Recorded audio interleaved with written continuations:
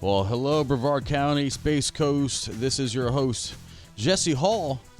And in the studio here at Space Coast Podcast Studios in beautiful city of Melbourne, we have our very special guest, Paul, in the studio. But real quick, if you're watching this on Facebook, please go ahead and give a share, give a like.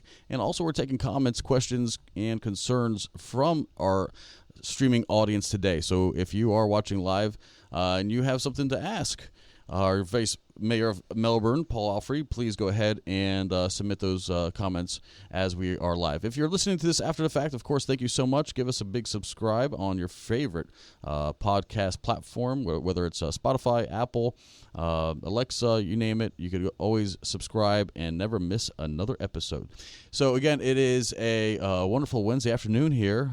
It's kind of our lunch break. So if for all those that are working hard out there, tuning in for your lunch break, thanks so much for enjoying your time with us. For the next hour, we're going to go through a fun conversation, I believe. Paul's a great guy. We've already had some really good pre-show chat. Very passionate about the city of Melbourne, very passionate about what he does and the accomplishments. So we're going to go and preview all those things with you guys. And, of course, like I mentioned, if there's anything at all that you'd like to mention, again, we are looking and monitoring our Facebook live stream. So if there's anything you want to ask or comment, please go ahead and do so. Once again, Jesse Hall, this is Business Elite Brevard Edition, the podcast that introduces influencers, innovators, and industry leaders here in Brevard County. Paul, how are you? I'm doing great. Thank you for having me, Jesse. No, welcome. I'm going to get a little sip of water real quick. Go ahead. A nice mug you have there. And it is, and I wasn't going to mention this until my later podcast because it has Space Coast Eats on it. I like it. I'm not sure if that is doing any justice, but if you want to learn where to get one, the lovely girl here, she's a local cottage industry, small business, and she will turn any of your tumblers into works of art. So this is all hand painted. It looks like a nice little. It looks like kind of wood grain, yeah. And she's got grain. the beautiful mahi here, and then of course you can customize it. So of course I have Space Coast Eats stacked in a column. So again, maybe I'll use your camera. Yeah, if can I? If you want to hold it up, yeah. I like that. Here, I'll there you go. So for all those who would like a nice tumbler with their own personalization, again, it's very unique. I get lots of compliments, and of course, it keeps your drinks hot when they need to be hot and cold when they need to be cold. Wow, so much cool things happening on the Space Coast. I don't even know where to start. We're going to, and this is how I usually conduct my interviews. We're going to talk about you first of all, where you grew up, maybe a little bit about your family, and then then we'll get into like education and then what brought you to where you are now. So tell us more about you, Paul. Okay, I'm currently the Vice Mayor at the city of Melbourne. I grew up here. I went to O'Galley High School, Johnson, Sherwood, Sable, so I'm homegrown here. Yes, I'm homegrown here, been here all my life. I served, I was in the Coast Guard for 6 years, active duty, did some rescue swimming. Very cool. Boarding officer, was stationed out of Canaveral for a couple years, out of Miami for 4 years. Came back, worked at as a police officer for quite a few years and till 2012. And then what a lot of people don't know about me is for many years while I worked as a police officer at night as a canine cop, I ran my businesses during the day. And I started, my brother and I, we started Business 1, then Business 2, then Business 3. But that got to the point in 2012, I went full-time to the business role because that's about when we came out of the economy slump. The Great Recession, as they it was refer. tough. Yeah, I ran a business through that. It was pretty tough, but so now I'm back in the city doing a lot of things and very happy to be there. Yeah. And we're going to get to a lot of those accomplishments with your role as Vice Mayor. Right. So again, it sounds like you're an O'Galley boy, Sable and O'Galley. Yes. So that's great that you got those roots here. Yes. But then you went again and served our country, both locally here at Port Canaveral, which is a beautiful Coast Guard station. Yeah. A lot of people don't recognize that. We also have a naval station over there where they house submarines. A lot of cool things happening at the port, and maybe we'll touch on that. But we're going to try to focus on the city of Melbourne. One of the cool things about you, Paul, is again you've been a self-starter. So we're going to touch on things that you can offer anybody who's maybe getting into business, in business now. trying to react.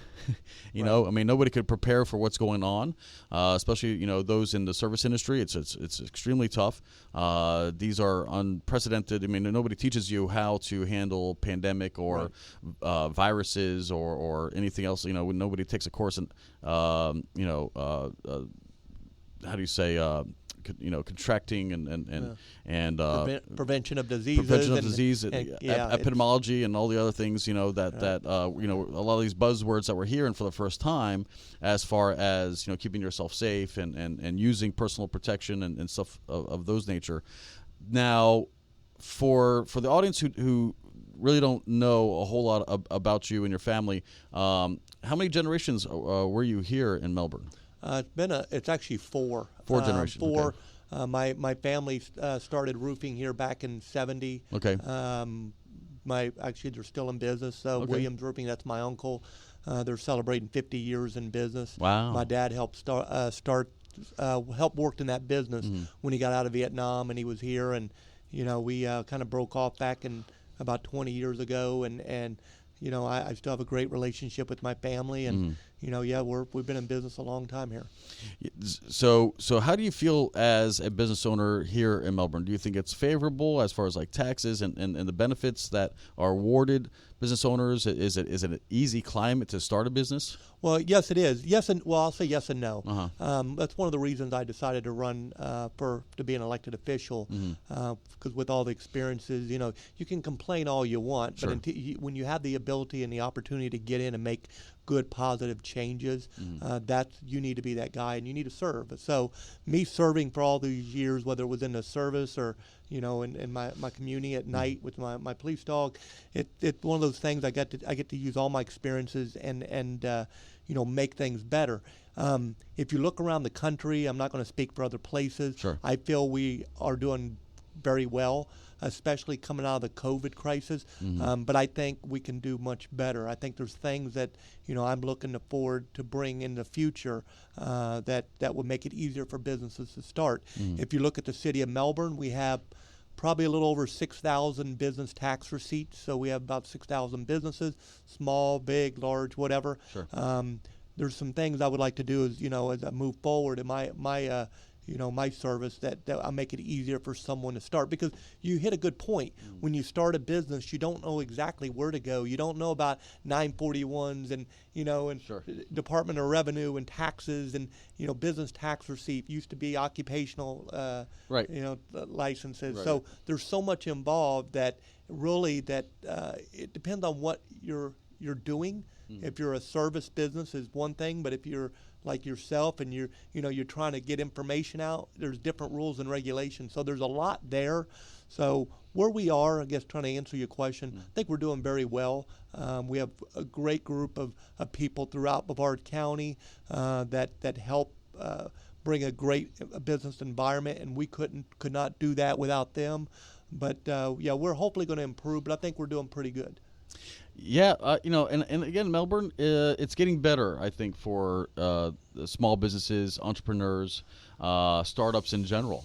We have some incubators in town. I know FIT has a couple programs as well, where if you have an idea, they'll kind of help you along the way and hold your hand. And then we have people like Catherine, who's been in the studio with We Venture, who's also, they were just gifted a grant from the SBA to help out businesses. And again, if you're a solopreneur or if you're a startup, anybody who needs education, help, they offer coaching assistance. There's some really good efforts that are done, but it seems to be mostly like from private institutions. But Melbourne in general, I think it's still a pretty good, I think we have pretty low taxes and things of that nature. So there are some benefits for businesses to move here. And again, we had Alfrey Harris, when they merged, they chose this area to move their headquarters. Yeah. And that says a lot, for a company of that sort. They could really choose anywhere, from Silicon Valley to, I know Nashville's up and coming, Austin you hear about as well. We're constantly competing for talent who are looking at these other markets, and Melbourne consistently stays competitive through, again, it's a combined effort from a lot of people, but also from leadership. And I think from City Hall, what happens at City Hall helps and translates into our business leaders, and they're getting support. Well, I think where a lot of people make the mistake is they focus on national politics, and they, there's so much dissension there and arguing. Oh, yeah. They don't realize that the local elected officials are responsible from everything from your taxes, from your streets, to your quality of life. The local elected official has more to do with you and your family than politics. People ask me questions. I don't like to get into national politics because I can't change it. And I'm like you, if I go to Washington, they're not going to let me in the White House. So I think at the end of the day, I really want to focus on what makes our family have a better life here in the city of Melbourne. So the City Hall, that is very important. Again, as a contractor, you hear, if I got to pull a permit the city of Melbourne, it's like, hey, that's good. There's other cities you go, oh my God, it's a headache, I don't want to go there. And it all has to do with City Hall. Yeah, and you bring up permits, like you mentioned. You're in construction, and so being at the permitting office is kind of a daily thing. I mean, it's in order to do any kind of major work on a home or residence or commercial, business, you have to pull a permit. So some people think it's necessary or not, but I think it is important because it keeps honest business owners, honest. Well, sure. And one thing, I haven't put out, I was getting ready to put out, is about a year and a half ago, I worked very hard to get online permitting in the city of Melbourne, and we're about to go live on it in about 2 weeks. So that's huge news. Yeah, the city of Melbourne will have online permitting, so any of the HVAC contractors, et cetera, they can pull a permit right from the their office and not have to go deal with City Hall. You put the stuff on the wall, the inspector comes, and so that's huge. That's something. It's actually, I've been working on it a lot, and we had to go for a whole infrastructure creation, the software, everything had to match, and I mean we've been on it for probably nearly 2 years, and and I'm very happy that's going to kind of be a game changer, because there's some cities where I don't even want to pull a permit because I have to go sit and wait. And now with this whole COVID crisis, nobody wants to see you. City Hall is locked. How do you get a permit? You can't, and it slows. And then you slow the economy. People that rely on jobs and feeding their family, they can't work. So it's a trickle-down effect. So I'm very excited that I'll be putting this out probably in the next 3 or 4 days about us going live. And I'm thinking around July 15th, I've been told, and I'm very excited about that. Well, I'm excited. I mean, I think this is news. I think for some of the viewers who are going to be listening or watching this live on Facebook are going to be pretty intrigued, because I think as a city hall, as leadership in any place, and especially trying to modify things with what's going on. So, again, we're very reactionary now. Things are happening. CDC's giving us, different things to comply with. The state of Florida's giving us things to comply with. And so everybody's kind of, trying to do their best with being in compliance. And it seems one of the first things to go is that face-to-face interaction. Now we have plexiglass in front. If you do go to a store, it's plexiglass and masks. If you are business orientated, it's less of the conference room, more of the Zoom and webinars that we're seeing. So everything's kind of turning into that virtual space, and that's good to know that the city of Melbourne is taking that initiative and getting it done, because let's be honest, when it comes to government's usually the last to respond. Again, it's just bureaucracy. It has to go from one committee to another committee, and everybody has to decide that it's good, and then it's voted on, and God forbid, it's unbalanced, and you lose by one vote, then, the whole initiative after years and years of work goes, down the drain. And but to be so fast forward, because it makes sense. City of Melbourne needs to be fast forward. It needs to kind of mirror and mimic some of the innovation here, because we have a lot of big tech and a lot of aerospace. We're putting people up in space now again. We just had a rocket go off yesterday. When you have all these brilliant minds and all this technology, it's really important, I think, for all of the city halls from Rockledge and Cape Canaveral and Cocoa Beach.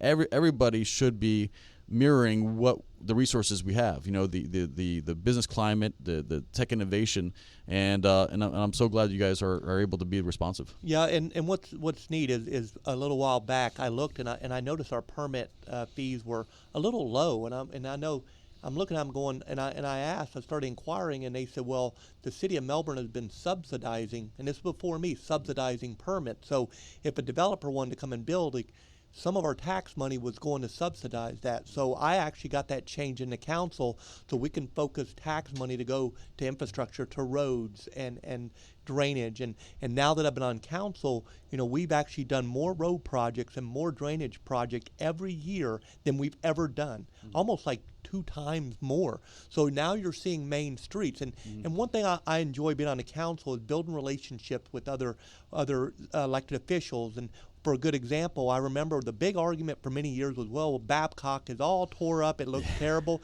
So it was cool to be able to call, Commissioner Nardi and say, look, I know a lot of it's yours and some of it's ours, the businesses are, the streets yours, and we got to work together and get it done. And something that hadn't been done in like decades. And so I think it's kind of neat that, and I'm learning every day, but to be able to actually get things done behind the scenes and get, Aurora done and Sarno done and, see Babcock done and being part of that and getting sidewalks done and, and we just, as the city of Melbourne, put the largest baffle box in this side of the Mississippi. Yeah. And that will actually help, clean the lagoon.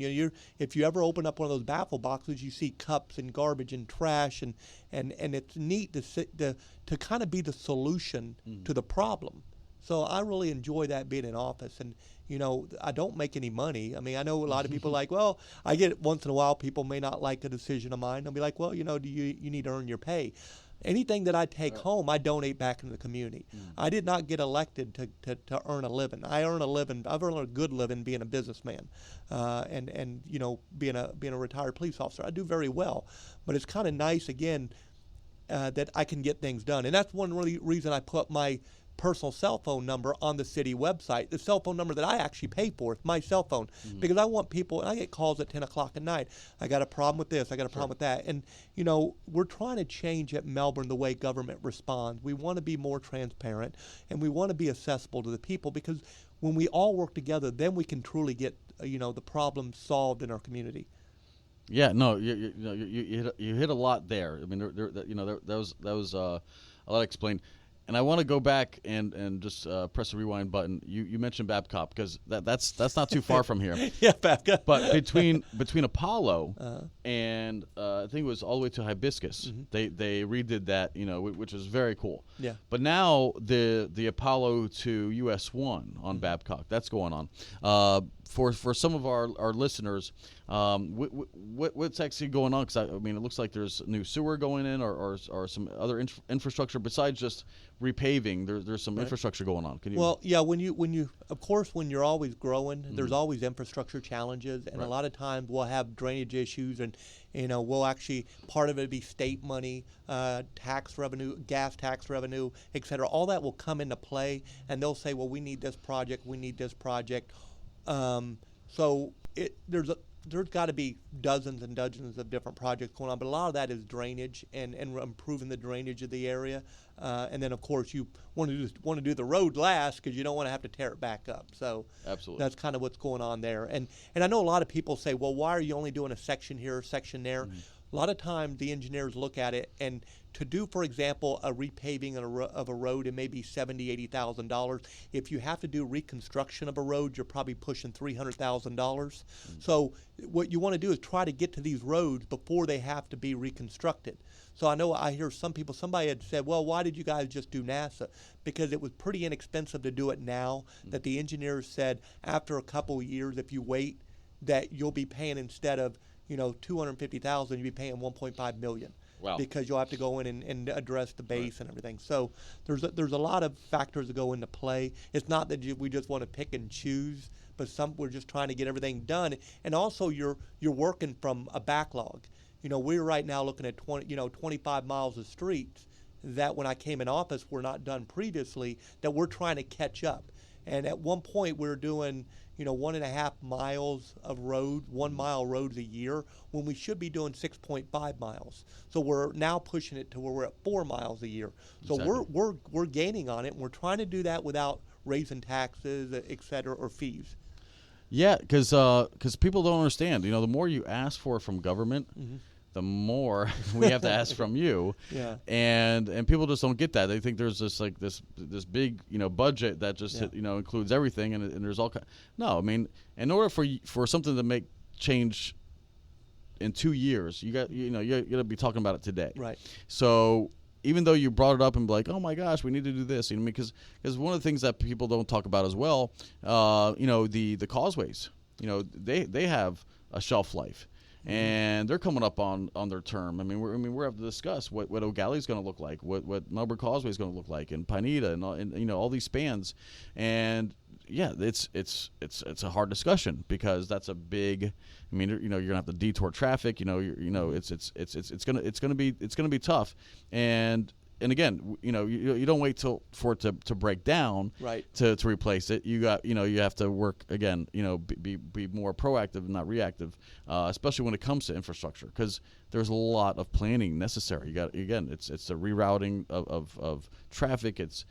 There's so much more, and especially with the causeways, that's more Department of Transportation and less City of Melbourne. Right. But you still have to work together. There's with Melbourne Causeway, for instance, you have to worry about the city of or town of Atlantic, and the city of Melbourne, and they have to work together. So to get all these parties in bed and read the same sheet of music, it's not something that is done overnight. And I think there's some residents who feel frustrated because things don't happen as quick as they want. And let me bring a valid point, and I didn't really realize this until I got into being an elected official, is that there's other entities involved besides government. A lot of utility relocations, for example, AT&T, Spectrum, et cetera, Power. They'll all have lines under there. And we're waiting on them to move their lines or relocate their lines. And remember, we can't tell a PL, shut your line down, shut all this power down. They have to relocate and continue to service the areas. So there's a large checklist of every project that you have to get done. So a lot of people don't think about that. That's why you have to call when you dig. Pretty much everywhere you dig now, there's a wire or something. It could be gas, it could be anything. So there's a lot of factors. It could be a water main. Water main. How often does that happen? Where somebody just goes and digs, some contractor, and it's like, and then, we lost water. Yeah, well, because so and so thought lost internet. Somebody thought it would be a good idea to put a backhoe and just start scooping up the street, for without permitting or asking permission or getting the required survey and make sure that they locate where the utilities are, so they can miss them. Well, so when we built the dog parks, that was something we had to do the locates, and it was kind of funny because I'm like seeing all these different colors, and it's like one's gas, one's this. I'm like, what are all these colors? And I never thought of it, that there's so many people that have to be part of it, that they have to actually do the locate, that you're like, it's mind blowing.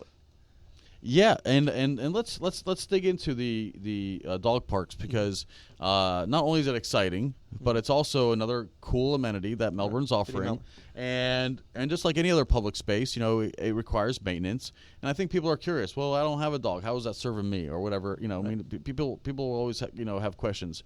So let's talk about it. Are you a dog lover, and what made you think that dog parks were necessary and something that people would appreciate? Well, I, of course, my last 7 years or so, I worked a canine, police dog, couple police dogs, and I have pugs now. They love pugs, but they're so ugly it's cute. Yeah, they're awesome. They're like they're pretty neat. Yeah. But I love dogs, and what happened is, once I noticed that as we grow, you always see people walking dogs. They're taking them on baseball fields, softball. They're looking for a place to take their dogs. Right. So I thought, well, it's not really in the budget to build dog park. Mm-hmm. And what kind of dog park do you want? Do you want a dog park that, just four a fence and a bucket? And that's not what I really wanted. I really wanted to build something over the top, not using tax dollars. So I started reaching out to a lot of the sponsors and such. And my friend John Casey and I, we went around and looked at different dog parks in the state. And I know John he spent hours. Matter of fact, he aggravated me. He would text me and say, hey, did you know this dog park, this has this? We ought to try to build this. So So we decided to get all the volunteers. We had some partner contractors that volunteered a lot of their time. The Space Coast Association of Realtors, they were huge, not only with their volunteers, but they did a matching grant with the National Association of Realtors to buy all the Adirondack chairs. So when we put this dog park together, the first and the second one, we wanted to use recycled materials. So the second park, all the benches, chairs, signage it's about 80,000 milk jugs and such. All that is all recycled material. All the paint used is all paint from the landfill that we recycled. Right. The concrete that we got, we cut a lot of the old tennis court out, so we used a lot of the concrete. So we're using all this recycled material, but the space that we kind of designed it. We did a couple volunteer days where we had hundreds of people come out and put up the fences, the tables, the chairs, and we did it all together. We had local companies donate some pizza and food and drinks, and Lowe's was a big help. They gave us a discount. We're very fortunate enough when we reached out, Mr. Mark Pylock said, well, heck, I'll help you out. And, he said, I'll give you, how about $50,000? I'm like, great. Right. But the problem is, right. Well, that was great. But to build one of these, if you look at the dog parks, they're worth probably at least $250,000 each. I mean, if you look at, everything, all the infrastructure, everything's fresh water. So even the irrigation, it's clean. So when you walk into the dog park, it doesn't smell like a dog park. So there's so much put into it, and we really kind of did it without tax dollars. On the days that the Parks and Rec, they did break off and help us at some time. They're working anyway, and they worked their butt off. I think a lot of them took vacation when we were done with the dog parks. But it worked out. The first one worked out real well. The second one worked out real well. And, we found an area of a park that wasn't being used. I remember being down on Florida Avenue, and it was just stuff laying everywhere. And at the end of a park, I'm like, if this place is going to go to the dogs, it's going to go to the dogs. I like that. So we really and we had a friend of mine that owns the company that makes all the recycled plastic furniture at the they got it at Disney, Dollywood, Universal, with all his products. He gave us at a discount. He came down, helped build it, and so it was a really great community event. Yeah. And no one had ever done that, and and I've had a lot of elected officials reach out to me like, how did you guys get that done? Well, the community wants to help. The community, what we need is leadership. Someone to say, hey, we're doing this together. We're gonna do whatever. People will show up. We have some amazing residents in the city of Melbourne, amazing business owners that want to give, and they do. So it really worked out. Both of them are a positive of the city of Melbourne, and if you Google the O'Galley Pylock Dog Park, and it's got a 12-jet splash pad. It's pretty keep big. those pooches cool. Yeah, and then or the Melbourne, the one on Florida Avenue, that was our first one. Right. If you Google them, you'll see they're amazing places for our residents. Yeah, no, and people need to realize, when you add a dog park, that's a community and neighborhood resource and amenity. And it's almost like being like in an HOA. A lot of people pay for those amenities. Whether it's a public pool or again a dog park somewhere designated for recreation. Right. And people pay for those because guess what? It's convenience. It's something that adds value to your property. Sure. And so it's worth maintaining and coming out out of your pocket every month and providing that through an HOA. But to provide it to just normal residents who are not part of an HOA and have a little bit of green space that's designated for them, it's huge. It boosts neighborhood pride. It helps with having and most importantly helping pet owners have a place where they can have some recreation with their dogs. Sure. Let them off the leash, let them run around. If some people don't have a yard, some people live in condos or townhomes and they don't have a yard. Well, and so having something like that is huge. Right, and if you look at we built like Fido's Fort, and there's a lot of of things you can do. And even on the second and the O'Galley one, you can see I put a couple little things that some O'Galley people would appreciate, like the blue and gold tires.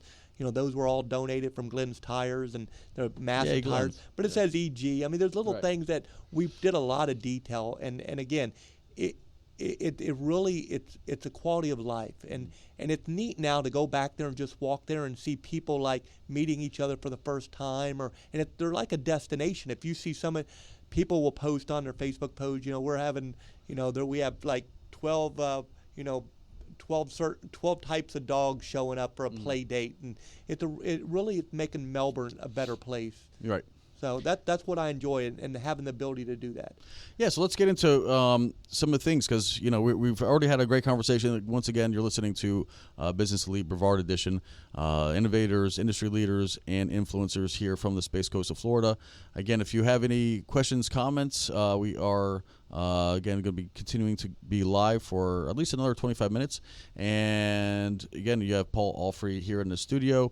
We're talking about Melbourne, the city of Melbourne, the things that have been accomplished through his leadership and with his contributions, and also we're going to turn the direction and talk about the future of Melbourne here and what where the business climate is kind of going, because business dictates, right? So anytime there's a necessity, necessity is the mother of invention, right? So there's always something that needs to be done, and I think we are providing now with the huge private space industry that's been happening. We are seeing a lot of those support systems. I mean, you have tons of businesses that are supporting that aerospace industry through manufacturing and different things. A lot of skilled labor also. So we're attracting new talent.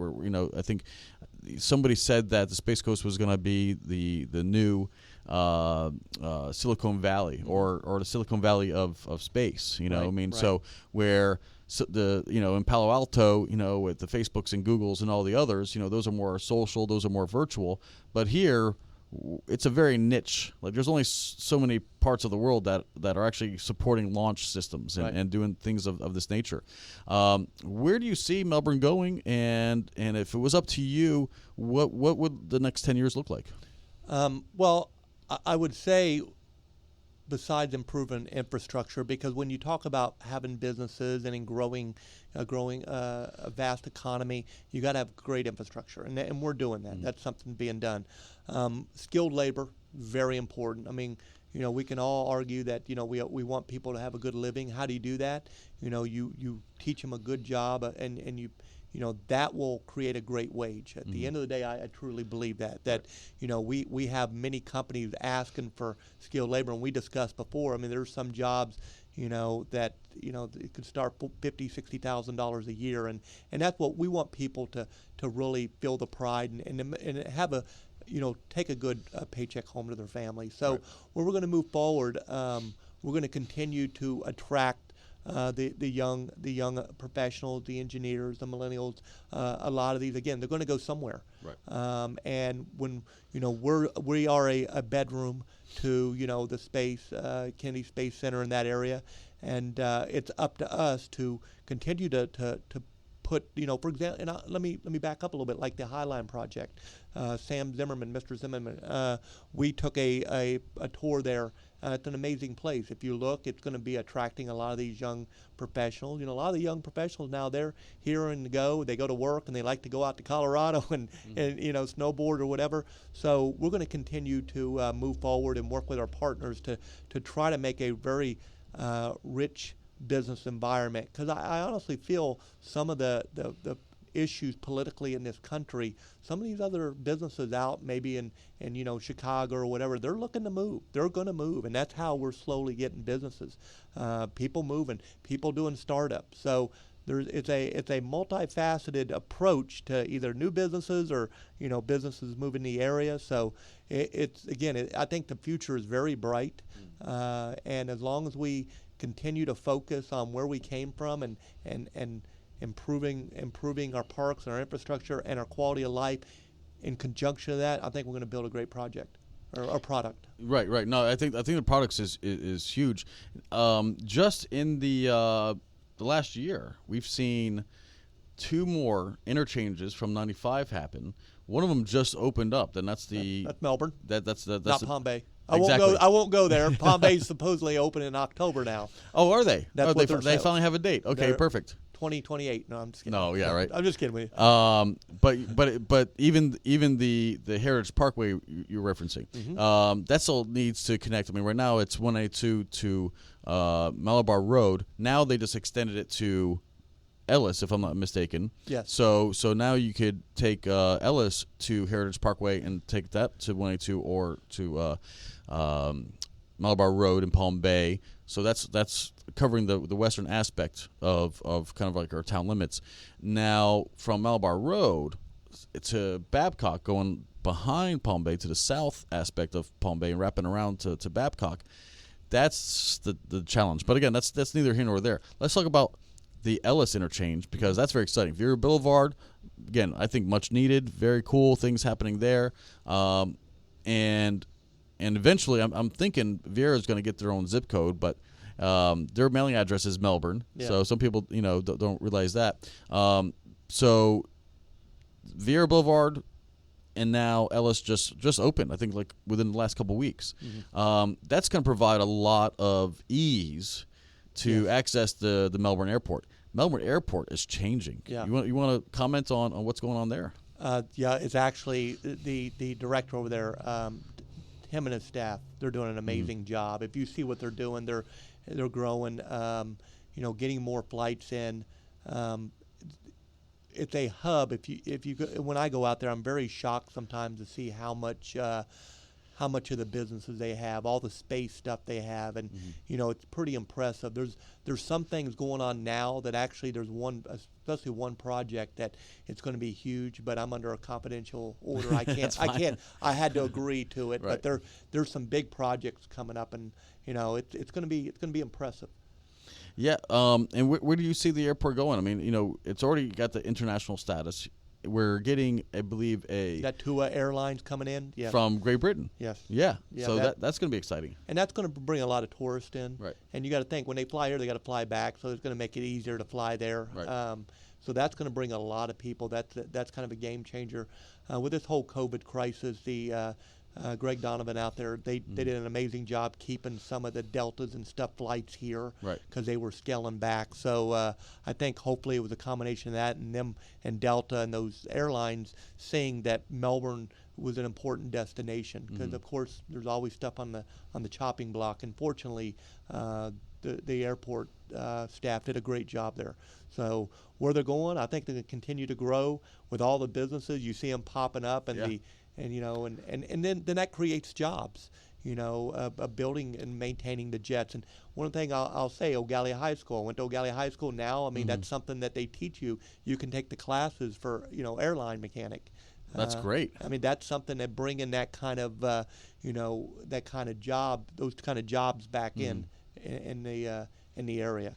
No, absolutely. And Embraer's expanding. The Brazilian private jet firm, they're continually taking like that whole northern aspect of the airport and building some great things. But now, if somebody were to take NASA Boulevard from Wickham, they could see all of the clearing. I mean, there's a lot of there was a lot of rich forest or natural vegetation there. And now that's all being cleared out. Are they expanding the runway, or is it? See, I'm not sure. That's something that I'm not sure. I don't have that information with me. Yeah, because the airport can sustain and entertain all sizes of planes and aircraft. Correct? Yes. It's a large runway, and kind of back up on the airport a little bit. Yeah. When you're on council, I serve on the Space Coast TPO, and that's all the major roads. Yeah. We've had Georgiana in here. Yep. So I serve. You've had Georgiana. Yeah. Great. I'm on the board on that one. Very cool. And then with the airport, even though I oversee the budget, I don't sit directly on the airport board. Right. So I sit on the TPO. Yeah, so TPO is, and again, talk about a project there. They are working 25 years. They're having conversations of what this whole area is going to be looking like, because when you're talking about overpasses, like for instance, we just did the overpass over Pinedo over the railroad tracks, because the Bright Line is going to be coming through eventually, and we have a lot of railroad crossings, and to mitigate, people haven't, even though it's a quick train, but it's going to be a frequent train. I think like several times a day. And so unlike the freight trains, which are pretty much like 6 a.m., I mean, there's like, you could set your watch to them. But the passenger trains are going to be, it's going to be, more of a getting used to. And I know there's already lots of talk about replacing some of the infrastructure. I know Crane Creek Bridge and that's going to have to be redone. Yeah, that's what we're being so told. they just closed down Prospect Ave and things of that nature. Yeah. Is that going to affect the residents or traffic, you think? Yeah, likely it will. We as a city really have no say so on that. That's something that's it's kind of more the railroad and the federal. So they basically tell us this is what we're doing. Right. I'm hoping that that I have the ability here when that train's coming in that we do get a stop here. I wish it would make so much sense. It kind of bothers me to know that the train's flying through here and it's not going to stop. So I'm going to work anything I could do to get a stop here. Why wouldn't you? If anybody in their right mind could connect the Port of Miami, Port Everglades, and Port Canaveral. Because what better, just imagine the possibilities. I mean, being able to do like a 3-day cruise to the Caribbean, and then take a train down to Miami and do a transatlantic, over to Greece or something. I mean, just think about what that could do for passengers. Having the terminal at MCO makes sense. Orlando Airport. That kind of makes sense for those travelers who are landing, getting on a train, and then going to South Florida. But what about us? I would love to take a 30-minute ride to the theme parks or in that part of or go down to Miami for the evening. And it's so easy. Yeah. And I look at it this way too. If we're really they're building this and we want to ease the congestion on our roads and such, you're probably like me. If it was available to jump over to the theme parks and take the train, easy. That'd be easy. We go downtown Melbourne. There's already a parking garage. You park there. You go where you got to go and you come back. So one of my goals is as I move forward, is I'm going to definitely work on trying to get a stop here. And hopefully we can get that. I heard there was I'm not sure if it's in Rockledge or something, but along the existing quarter near US 1, there is, I don't want to say abandoned, but there's the remnants of a previous train stop. From what I heard, and people have been talking about, maybe revitalizing that because of the historic value. Well, sure, and they'd want to stop too. You'd think, why wouldn't you make a couple stops and you'd stop here, and then maybe stop down in Vero Beach and West Palm, and then what's a couple minute stop? Yeah, Depot Road, right there in downtown Melbourne. I mean, that was originally a stop, I believe, and that's how it got its name, if I'm not mistaken. I believe so. It makes sense. Yeah, I know, right?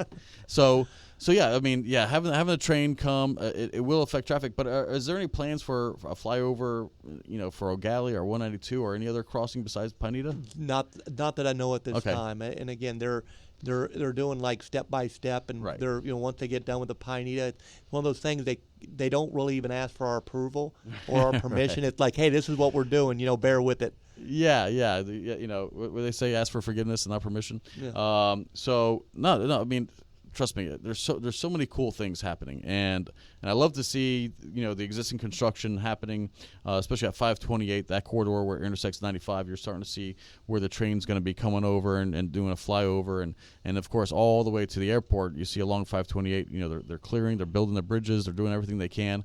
Anyway, very exciting. I think there's some potential, for having that. I mean, it's still an amenity, even though you may have to, travel to Orlando Airport to do it. But I talked to people; they don't mind driving 45 minutes to save 3 hours in traffic. Absolutely. Going through South Florida. So I know for me that makes more sense, especially if it's a Virgin train.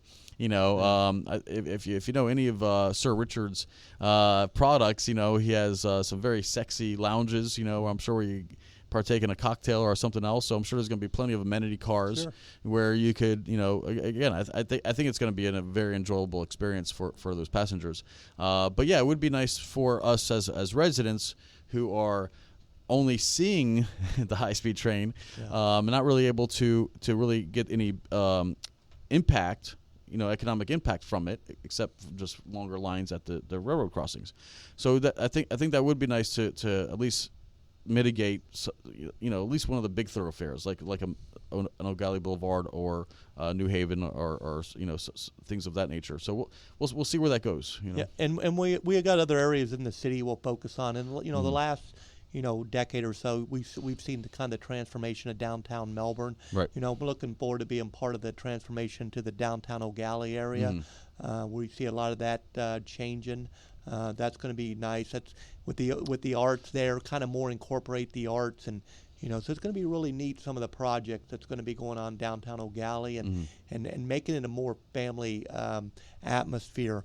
One of my projects that I'm hoping to get done is, once we got the second dog park done, John Casey and I, we got a lot of messages. Hey, why don't the kids have a splash pad? It was one of those things, of course, and it makes perfect sense. And so we're looking hopefully to turn the Pineapple Park more into like the Cocoa Village area, Very cool. where you'll have a splash pad for the kids overlooking the river. Totally redoing that park in combination with some other projects going on there. So that's going to be a really neat to see the transformation. Because again, I grew up in O'Galley, and I remember the Pink Motel where the Squid Lips is. That's old school. So that is old school. That's old school. Where as a kid I used to play, and it was an abandoned hotel. So it's going to be neat to see that, where it's a really family destination where you can go down there. And the guys at the Intercoastal Brewery, they've really changed that place. If you've been down there, I mean, it's amazing. They're good buddies of mine. Yeah, they've done a great job in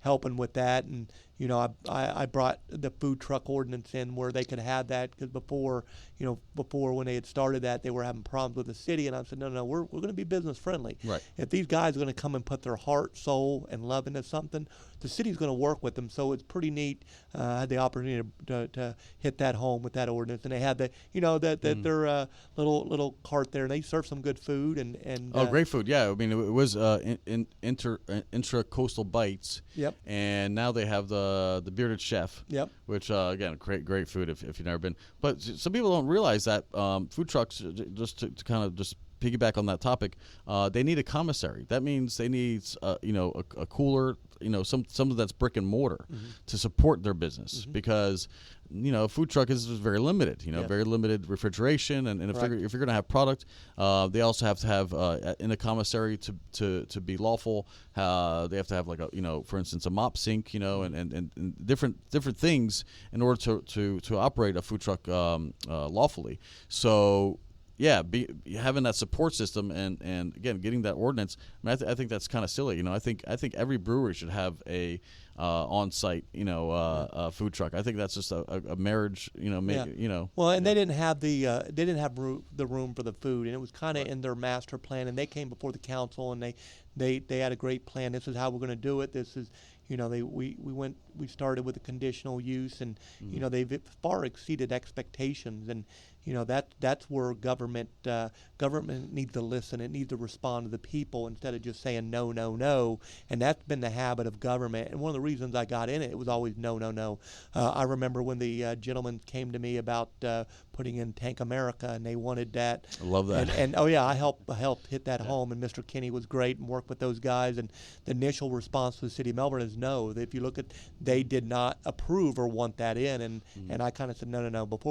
They have a plan, and now they've been in business for a couple years. It's a great place. It's a great destination. Now they're going to benefit there off the Ellis Interchange opening. Right. So it's really kind of putting Melbourne on the map. And it's like a board game. It's one piece at a time, and it's the right pieces. It's the right decisions, and you don't always get them right, but if something doesn't work out, you just adjust the pieces. So.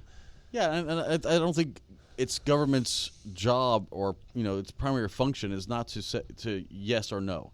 It's not That's supposed correct. to dictate who gets to have a business and what kind of business. I mean, of course, there's there's obviously bad businesses. You don't want to encourage somebody to deal black market items or contraband. But certainly, if it's a wholesome idea, again, the government and this is what I appreciate about what you're saying. Is because it shouldn't be a nanny state where it's yes or no and that type of thing. It's great. That sounds that's a great idea. How can we support you? And I think that should be the primary function is how do we support you while maintaining integrity and being lawful and being, an upstanding kind of providing a good service for the community.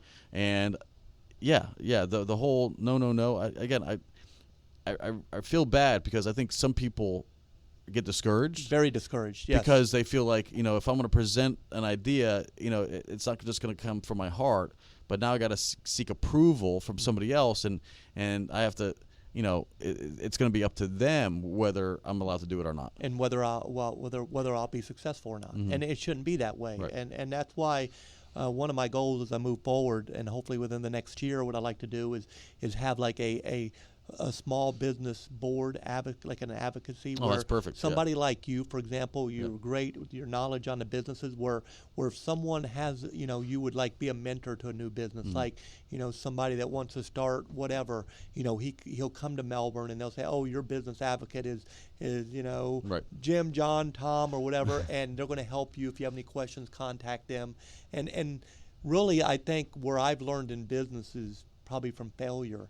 I've learned over all these years of, when I started, it was, you pay $8,000 a month for phone book ads. I mean, you've seen the change now, where now it's social media. Now it's a whole different way to do business. I spoke to a gentleman yesterday that's in business that said, "Can you help me?" He had called me. He said, "Can you help me set up? I don't know how to work email." Mm-hmm. So I'm like, well, you got to, how does it work? So it was kind of shocking, but there's still people out there that he has a business actually in Satellite Beach. He called me and asked me, can you help me out? He doesn't know how to work email, and nothing against him. He's an old timer, but right. He wants to learn and adapt. And for him to reach out, I think it's kind of an honor to say, hey, sure, I'd love to help you. This is how you do it. And he's like, oh, this is neat. So he's starting to get into the 1980s, I guess. So it's cool. That's so funny, yeah. But I think again, everybody, if government's there to help, they are there to help them. They're there to serve. And with that mentality, I think we're going to go places. Well, and I think you've hit on a lot of important points. One is being able to get involved. Don't be afraid to ask questions, get support from your representatives. I mean, again, they're working for you. The other thing is that if you want something done, sometimes it's okay to ask the public and get private enterprise to support, just like the dog parks. I mean, that was a great initiative, but had it been through a committee, or the Department of Park and Rec, they're limited as to what their scope is. Right. So, and when we did the Bahamas relief for the Brevard's relief for the Bahamas, that's something that when we all thought Hurricane Dorian was going to take us out. Oh yeah, you remember boarding up, but right after that was within the next 12 hours. We saw the Bahamas devastated, and horrible, John Casey and I and Councilmember Thomas, we started reaching out to all the businesses, Florida Tech, their alumni, the Orlando Melbourne International Airport. But we put a hangar.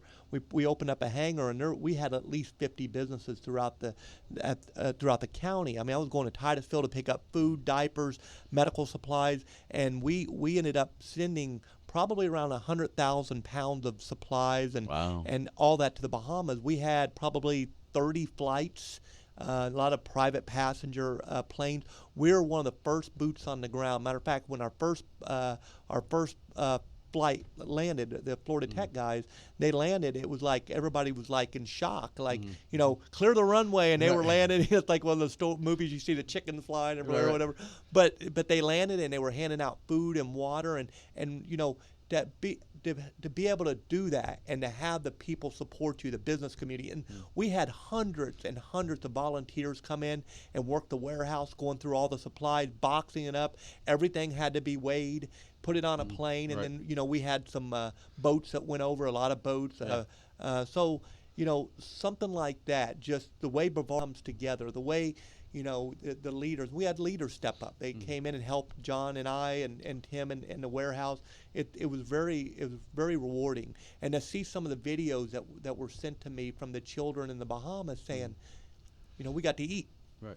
Thank you. So it's humbling. No, absolutely, and that's a huge initiative. In fact, it's kind of scary because I had some friends who wanted to take a boat. I'm like, slow down. Slow down. Because there's debris in that water. Yeah. Yeah. You have to be careful. And the same thing with even taking a flight. Like, you know, you don't know what the condition of that runway is. Yeah. You know, Yeah. so, you know, you got to do a couple passes, you know, some low altitude passes to make sure that it's, you know, it's not being impeded by debris and other things. And that's why we started out. They were the Florida Tech. The first flight was, you know, the small planes, and then we ended up getting the big warbird out of Titusville sitting over. Cool. We the sent Tico over, War Museum. Yes, Yeah. they flew for us. It was pretty neat. I think we sent 25 water filtration systems that they're still using today. Perfect. Yeah. And they're making their water because they had no fresh water, and we all know bottled water. It's very expensive to move. It's heavy, not to mention. And then the waste. What do you do with all those What do empty you bottles? do with all the waste? If it's in the sun, I mean, bottled water is not good if it sits in the sun. No. So sending those water filtration systems over and hearing how, you know, they set them up at some of the churches and schools, and they're making fresh water for the people.